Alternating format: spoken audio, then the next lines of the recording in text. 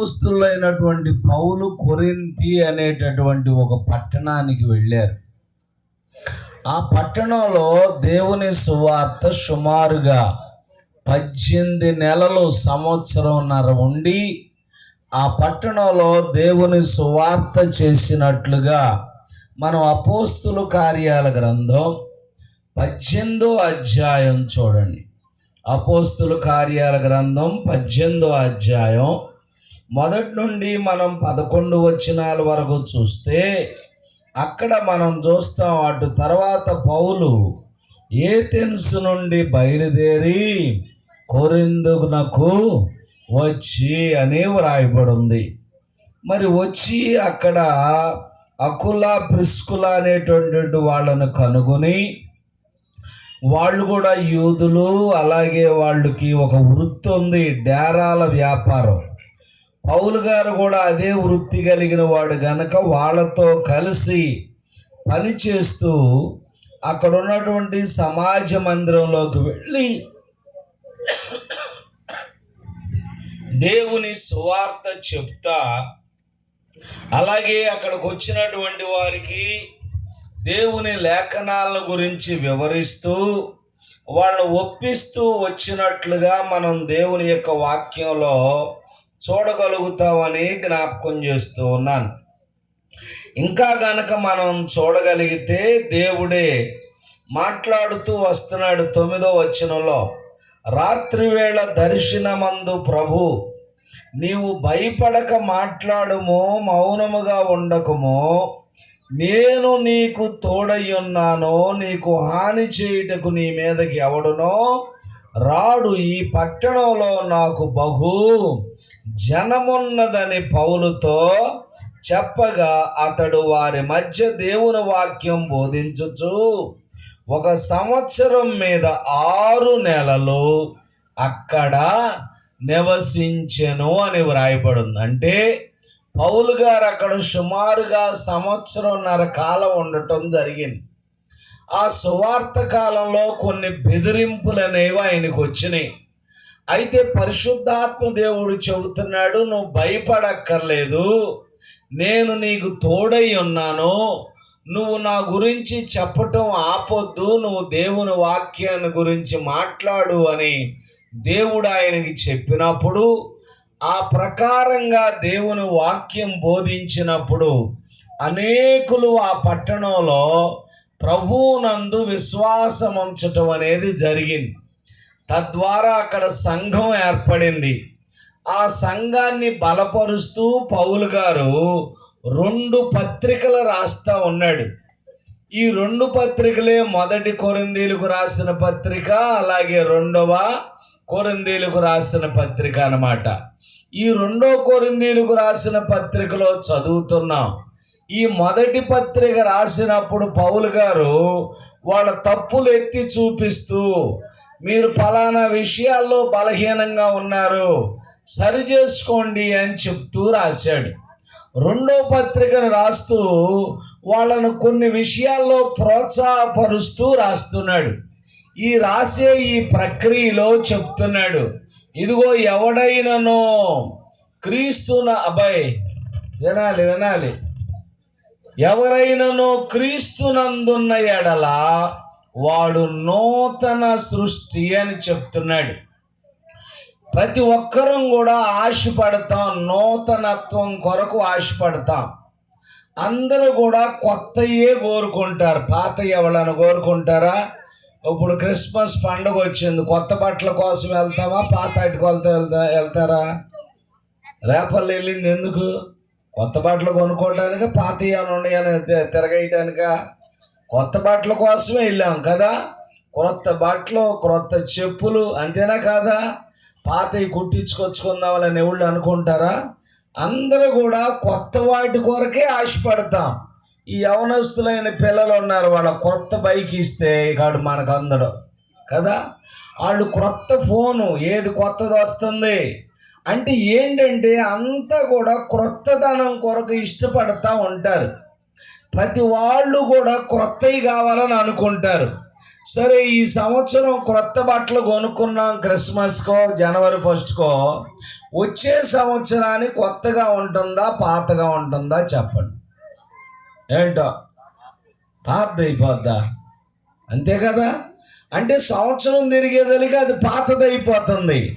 అంటే ఈ లోకంలో నువ్వు ఏదన్నా కొనుక్కో, అది ఒకరోజు పాతది అయిపోతుంది.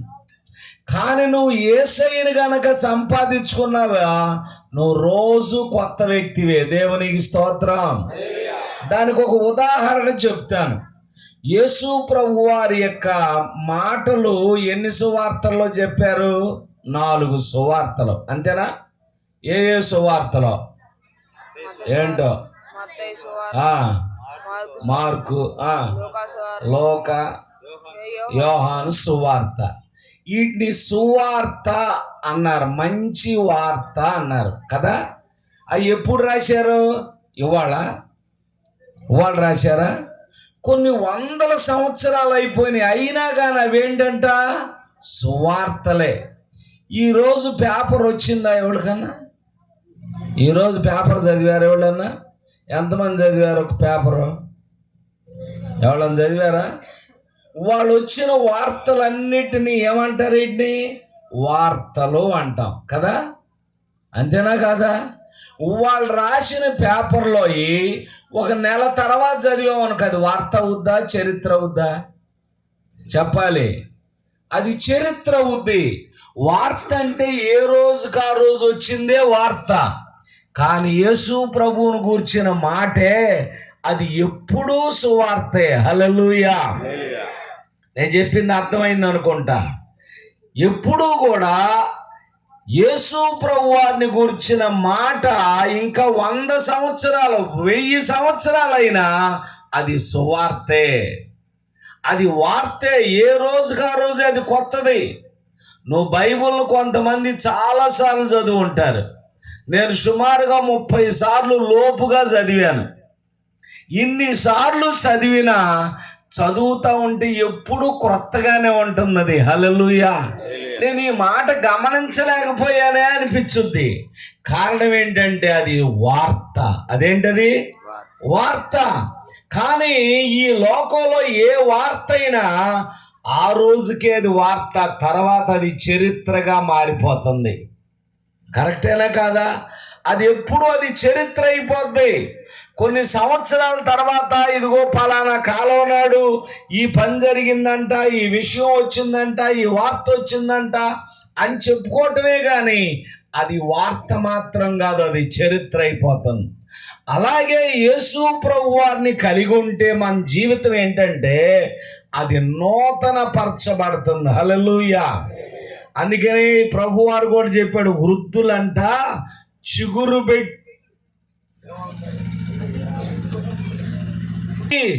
ఫలిస్తారట. దేవునికి స్తోత్రం. వాళ్ళు ఎప్పుడు నూతన పరచబడతారు. మన జీవితాలు కూడా యేసు ప్రభు వారిలోకి వచ్చినాయి అంటే నువ్వు చిగురు పెడతావు. దేవునికి స్తోత్రం. నువ్వు చిగురు పెడతావు, నువ్వు ఫలిస్తావు, నువ్వు నూతన పరచబడతావు. దేవుల్లో కనుక నువ్వు వచ్చి దేవుని బిడ్డగా బ్రతికి ప్రభువుకు ఇష్టమైన జీవితాన్ని నువ్వు జీవిస్తూ ఉంటే నీ పరిస్థితులు ఎలా ఉంటాయి అంటే ఎప్పుడూ నువ్వు నూతన పరచబడతా ఉంటావు, క్రొత్తదనం అవుతూ ఉంటుంది, క్రొత్త వ్యక్తి అవుతూ ఉంటావు. అగస్టిన్ అని ఒక భక్తుడు ఉండేవాడు. ఆయన చాలా ఘోరమైన జీవితం జీవించాడు. వాళ్ళ అమ్మగారు చాలా ప్రార్థన చేసేది, మోనిక అని. ఎంత ప్రార్థన చేసిందని ఒక రోజున వాళ్ళ అబ్బాయి చెప్పాడంటే, మా అమ్మ కన్నీటి ప్రవాహానికి నేను నిత్య జీవంలో కొట్టుకొచ్చానన్నాడు. హల్లెలూయా. ఇటర్నల్ లైఫ్లో నీ కొట్టుకొచ్చా అంటే వాళ్ళ అమ్మ అంతగా కన్నీరు గార్చింది. ఆయన జీవితం ఏంటంటే పెళ్లికి ముందే కాపురం, పెళ్లికి ముందే పిల్లలను కూడా కనేశాడు. అంటే అతని గురించి ఎక్కడ మంచి పేరు అనేది లేదు. అలాంటి వాడు మారు మనసు పొందాడు, దేవుని బిడ్డగా జీవిస్తున్నాడు, పరిశుద్ధంగా జీవిస్తున్నాడు. దేవుడు తన సేవ కొరకు ఏర్పాటు చేసుకున్నాడు. దేవుని సేవ చేస్తూ ఉంటుండగా ఎవరితో అయితే అక్రమంగా ఒకప్పుడు జీవించాడో ఆ మీటింగ్కి ఆయమ్మాయి కూడా వచ్చింది. వచ్చి మీటింగ్ అయినాక ఎదురుగా వచ్చి అంది, అగస్టిన్ నన్ను గుర్తుపట్టావా అంది. ఈయన అన్నాడు, అగస్టిన్ చచ్చిపోయాడు, ఈయన కొత్త అయినా. ఈయన ఏంటంట, క్రొత్త ఆయన చచ్చిపోయాడు. వాక్యం వినుచున్న నువ్వేం అర్థం చేసుకోగలుగుతావంటే, నువ్వు ఈ జీవితంలో ఈ లోకంలో ఏదన్నా సంపాదించు, అది ఒకరోజు పాతదైపోతుంది. కానీ యేసయ్యను గనక నువ్వు సంపాదించుకుని యేసయ్యతో గనక నీ జీవితం మొదలైతే నీ జీవితం ప్రతిరోజు నూతన పరచబడుతుంది. ప్రతిరోజు నూతన కార్యం నీ జీవితంలో జరుగుతుంది. ప్రతిరోజు నూతన మన్నాతో దేవుడు నిన్ను తృప్తిపరుస్తాడని వాక్యాన్ని బట్టి నేను జ్ఞాపకం చేస్తున్నాను. అందుకనే పౌలు గారు చెప్తున్నాడు, ఆయన అంటాడు దేవుని వాక్యంలో, యేసు క్రీస్తునందున్నవారు నూతన సృష్టి. హల్లెలూయా. ఏమయ్యారట? నూతన సృష్టి అయ్యారు. నూతన జీవితం వారిలో ప్రారంభమైంది. నూతన శకం వారిలో ప్రారంభమైంది. ప్రతిరోజు వారిలో నూతనత్వమే. జక్కయ్య అనేటటువంటి వ్యక్తి ఉండేవాడు, చాలా ధనవంతుడు. కానీ ఆ ఊర్లో అతనికి పాపి అయిన మనుష్యుడు అని పేరు పెట్టేశారు. కానీ ఒక రోజున యేసు ఎవరో చూడాలని ఆ మార్గంలోకి వచ్చాడు. ఆ యేసయ్యను చూచి ఆ ప్రక్రియలో ఇతడు పొట్టివాడు అవటాన్ని బట్టి చూడటానికి వల్లపడకపోతే ఆ మార్గంలో ముందుకు పరిగెత్తి మేడి చెట్టు కూర్చున్నాడు. ఆయన ఎప్పుడు వస్తాడో, ఎప్పుడు వచ్చినా సరే నేను ఆయన చూడాలనే ఉద్దేశంతో ప్రభు అతని యొక్క ఆశను చూశాడు. ప్రభువారు కూడా మేడి చెట్టు దగ్గరికే వచ్చి, జక్కయ్య త్వరగా దిగు, నువ్వు నన్ను చూడటానికి వచ్చావు, నేను అసలు నీ ఇంటికే వస్తానన్నాడు. హల్లెలూయా. నువ్వు గనక దేవుని కొరకు ఒక్క అడుగు ముందుకేస్తే ఆయన నీ కొరకు 100 అడుగులైనా ముందుకేస్తాడు. నువ్వు గనక రక్షణ పొందటానికి ఒక చిన్న తీర్మానం చేసుకుంటే ఆయన నీ జీవితంలో వాగ్దానంతో నిన్ను ఆశీర్వదిస్తాడు. దర్శనమిచ్చి నిన్ను ఆశీర్వదిస్తాడు. నిన్ను తృప్తిపరచడానికి ఇష్టపడతాడని తెలుసుకో. జరిగింది ఏంటంటే, జక్కయ్యతో అంటున్నాడు, నేను నేడు నీ ఇంటికి రావాలన్నాడు. జక్కయ్య ఊరిని చూద్దామని వచ్చాడు, కానీ ఇప్పుడు యేసయ్య ఇంటికే వస్తానంటున్నాడు. ఇంకేముంది, గబగబా దిగి వచ్చాడు. ఆ యేసయ్యని తన ఇంటికి తీసుకెళ్ళాడు. నేను అనుకుంటాను యేసయ్యని గుమ్మం దగ్గరే నిలబెట్టాను ఉంటాడు, అయ్యా నేను ఎవరి దగ్గర అన్యాయంగా ఏదైతే తీసుకున్నానో దానికి తిరిగి 4 అంతలు ఇచ్చేస్తా. హల్లెలూయా.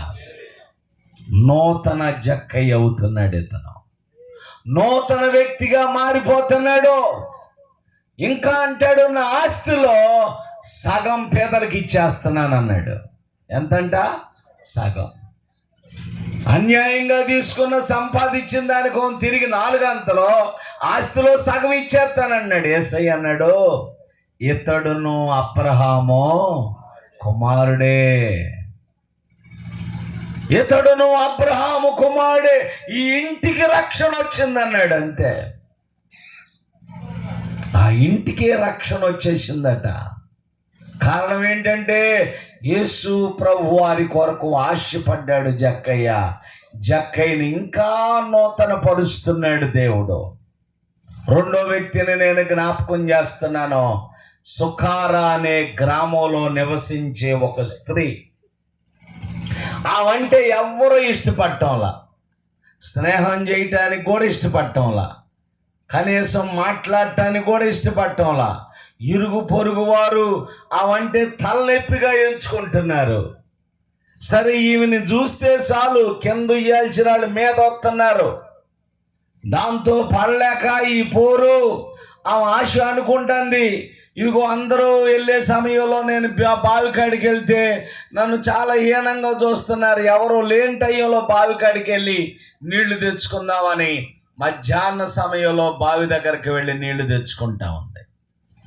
ఒక రోజున మధ్యాహ్న కాల సమయంలో యేసయ్య బావి దగ్గర కూర్చున్నాడు. ఎంతలా వచ్చింది, ఎవరో క్రొత్త ఆయనలాగా ఉన్నాడని కనీసం అనే ఆలోచన కూడా చేయలేమని. ఆమె ఏం చేస్తుందంటే గబగబా ఆ బిందితో నీళ్లు ముంచుకు, కడవతోనో కొండతోనో నీళ్లు ముంచుకుంది, తీసుకెళ్ళి పోవటానికి తన భుజం మీద పెట్టుకుంది. యేసయ్య అన్నాడు, అమ్మా దాహానికి నాకు కొంచెం మంచినీళ్ళు ఇయ్యి అని అడిగాడు. నబాలే మంచినీళ్ళు ఇస్తే అయిపోయేది, కానీ చతురు మొదలెట్టింది. ఏమంటుందండి, మీరు యూదులు, మేము సమరయ్యలో, మాకు నీకు ఏంటి సాంగత్యం అంటుంది. అప్పుడు ప్రభు అంటున్నాడు, అసలు నిన్ను మంచినీళ్ళు అడిగేది ఎవరో నీకు తెలిస్తే అయ్యా ఆ జీవజలం నాకు ఇవ్వు అని అడుగుతావు అంది.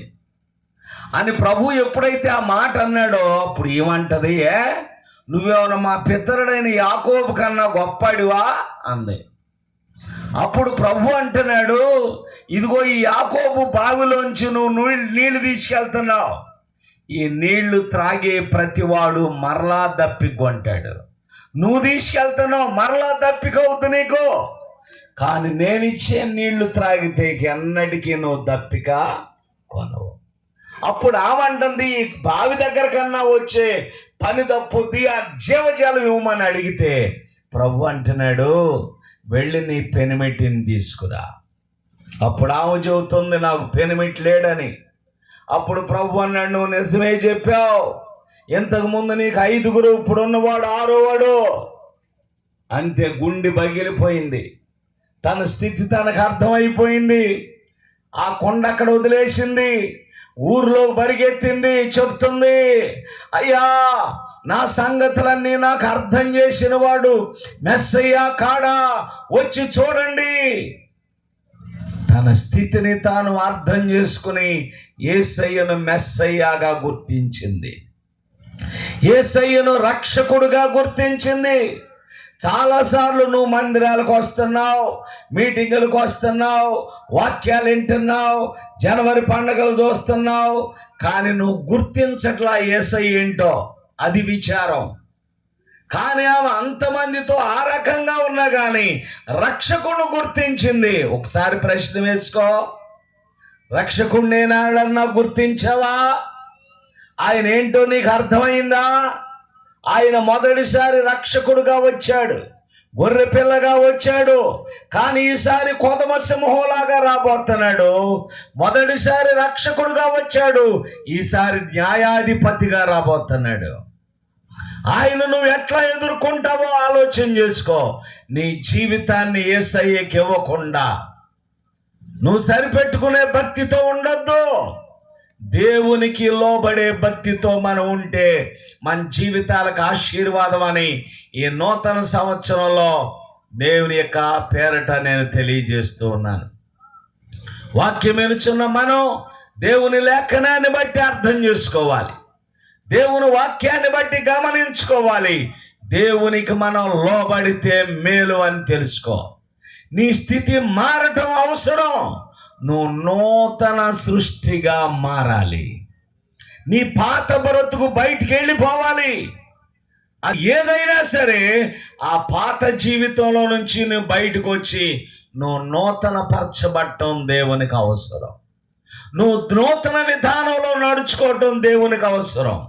నువ్వు నూతన కృపను పొందుకోవటం నీకు ఎంతో అవసరమని వాక్యాన్ని బట్టి నేను జ్ఞాపకం చేస్తూ ఉన్నాను.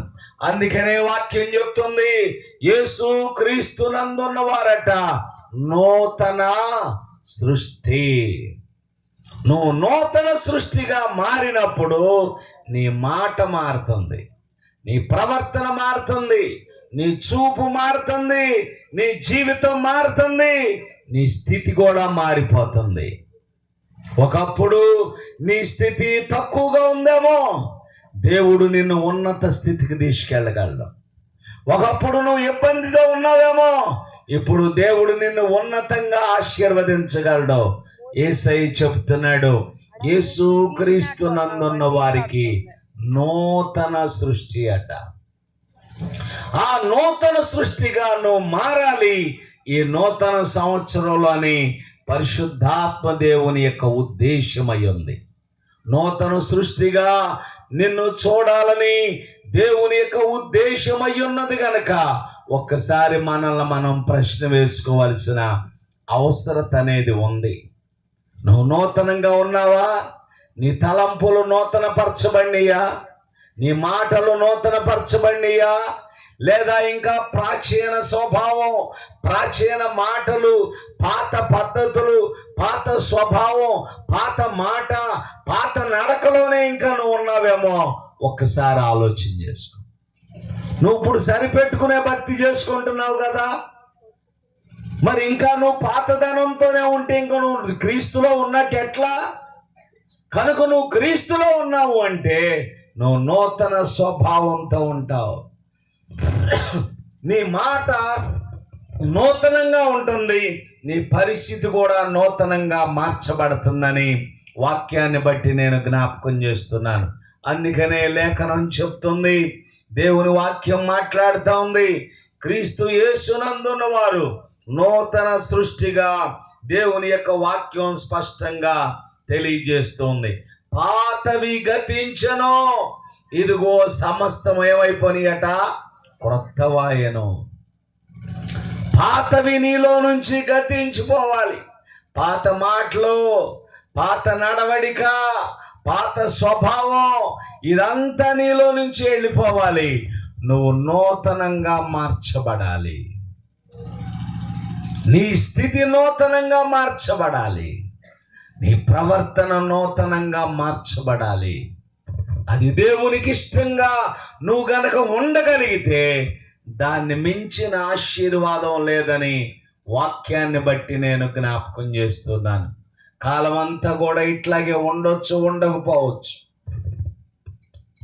మళ్ళా ఇలాంటి అవకాశాలు దేవుడు మనకి ఇవ్వచ్చు, ఇవ్వకపోవచ్చు కూడాను. కానీ మనం ఒకటి గ్రహించాలి, దేవునిలో మనం అందరం కూడా నూతన పరచబడి ఆశీర్వదించబడాలని గ్రహించాలి.